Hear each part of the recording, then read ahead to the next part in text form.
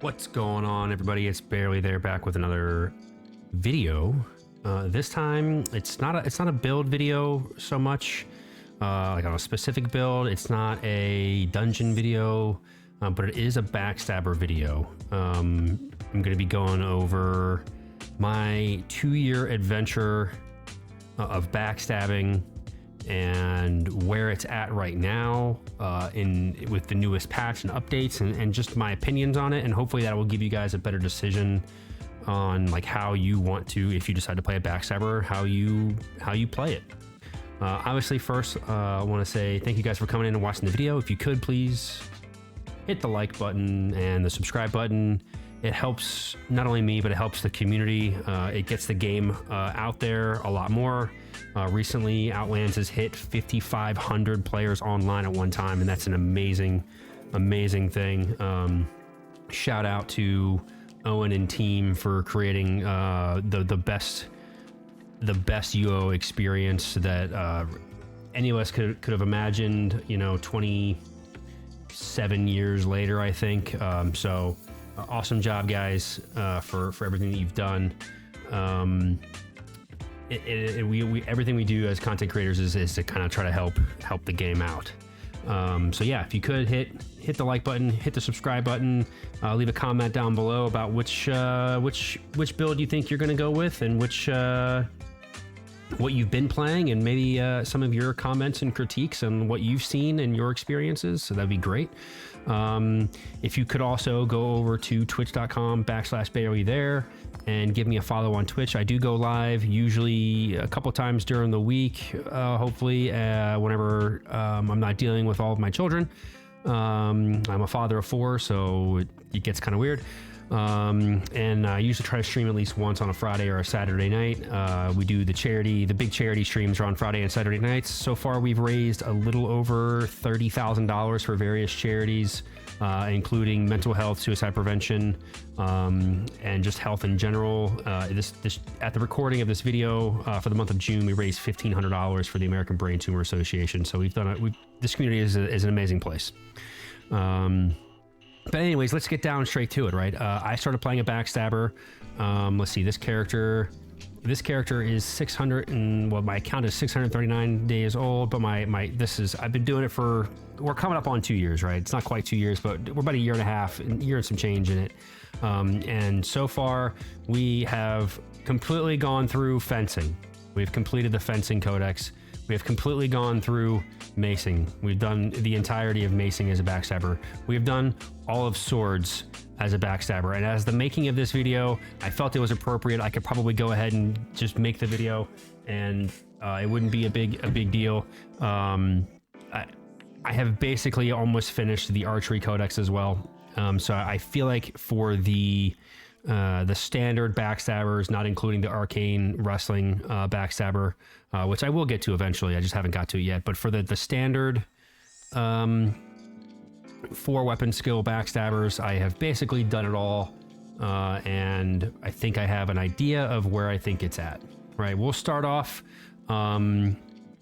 with what I think is the best Backstabber template with the changes. I think if you're a low aspect, brand new Backstabber, just starting off, not a lot of links, low tier, where I think you should start, my opinion is I think you should start off with the macing. I have been pro fencing for a very long time, but I think macing with the wild swing stance in the codex is the best bang for your buck for a new Backstabber.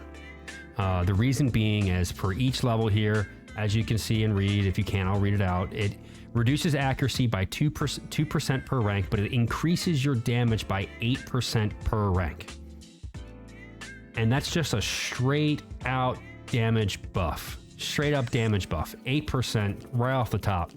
And that's going to help, right? If you're a new Backstabber and you don't have a lot of backstab links, like I do, right? I'm running, 10 backstab links and some damage to creature above and some other stuff, right? If I didn't have any of this yet, but I got a couple points in Wild Swing, I'm getting an 8% damage buff right off the bat.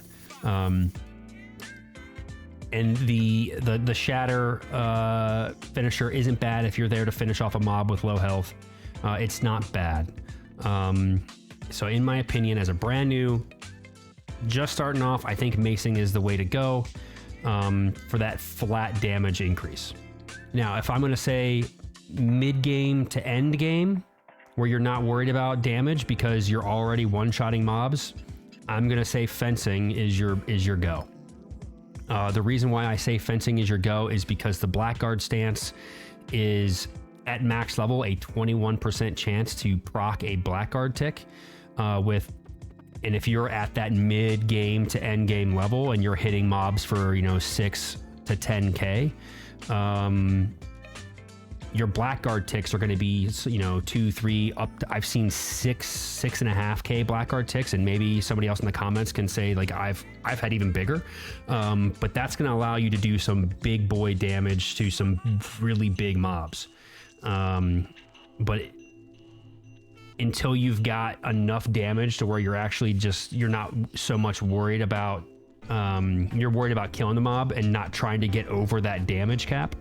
I think fencing, because the Blackguard is reliant on if you get the proc, right? If you get that 21% proc, you can do some damage. But if you don't have enough links to support it, your Blackguard ticks aren't going to be that big anyways. So you might as well just take that 8% per rank in the Mason Codex and go from there.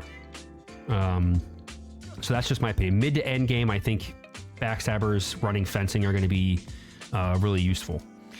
As for swords, I think it's the weakest of them all. After leveling the codex and playing it, obviously at a certain point you can if you're at that mid to end game level, you're still gonna have some big boy damage with swords, but it doesn't have the straight up damage increase like the Mason Codex or the potential damage increase from the Fencing Codex. The best that the Sword Codex has to offer you is an aggressive stance, which increases your damage by 3.5% per rank, but you're also taking 1% more damage per rank from all sources. So that's because as a Backstabber, we really don't care about accuracy bonuses. So the warrior stance with the 2% accuracy, defense, and damage, you don't really have to worry about that typically as a Backstabber because you're not getting hit that much anyway. So maybe warrior if you want a little bit of extra defense, but aggressive is the stance that I would recommend if you're playing a swords build. And you don't get the bleeds. The only way you'll get a bleed with the new updates is if you have a follow-on strike, like after you backstab and you're staying in for a couple seconds because you still have some tactics based off of my build's Thief Codex points. Some people don't run, they run tactics on the build and they don't have stealing or something weird like that. But I think swords is the weakest of all of them in its current state. Now, archery. This is an interesting one. The damage from archery, right? So you do get a 3% bonus per rank, right? And arguably, some people say you can take arcane. Some people say I take long shot because with arcane it increases accuracy and damage by 3%, but I don't care about accuracy, so I'm running long shot because it gives me a bonus perk, right? I get the 3% damage. I'm not worried about accuracy, but now if I have a follow-on shot, I can finish that mob off from a greater distance. So I take long shot. This one has its use cases, right? You're farming in a group. You do a lot of group farming. You're doing some bosses where you can hit a backstab, continue to shoot at that target or that mob for the next 10 seconds, fishing for a shadow weapon proc so that you can immediately re-stealth and then hit it again and then continue to shoot. And it's really good for that. The damage is a little bit lower, but you can treat archery just like a melee weapon skill as long as you are within one tile of the mob that you're trying to kill, and you can still benefit from ransack in your Thieves Codex, which that's how I play my archer. I will continue to look for a mugging attempt on my first shot, and if I do steal from that mob, I then finish it off with a ranged shot. But you can treat archery like a melee build, or you can use it as you know, a ranged build, which is where I think archery in itself is dependent on your style of play, whether you're a solo player or you're a group player. So archery is, I would say, it's good for its use cases. It's I think the best for group play, because if you're in a small group and you can still get in melee range and you can hit something, then it's still good. But if you're doing an Omni or you're doing a boss and you have to worry about trying to sneak in and not walk over somebody else and reveal yourself and you're not getting any damage out, I think that archery definitely has its place in the backstabbing community. And I think that archery, when it comes to group or boss play, unless you've got good devoted healers that can, you know, if you're a fencer and you can just stay in it on a boss, right? I understand that some people will say, well, I play a fencing backstabber for bosses and stuff, right? This video is made for people that are brand new and may or may not have the ability to understand that or have a really good farming group or whatever. So take that. Like I'm saying, that the archery is really solid for group play, for anyone from a beginner all the way up to your advanced level. It's good, right? I'm not saying it's the very best. I'm saying it's a good option for somebody who wants to be able to kind of stay tucked back, still do some good damage, whether it's in melee range or a ranged shot. So yeah, that's kind of where I'm at right now in the backstabbing world. I'm really happy with the changes they have made in recent patches. Obviously, the Backstabber is super strong right now.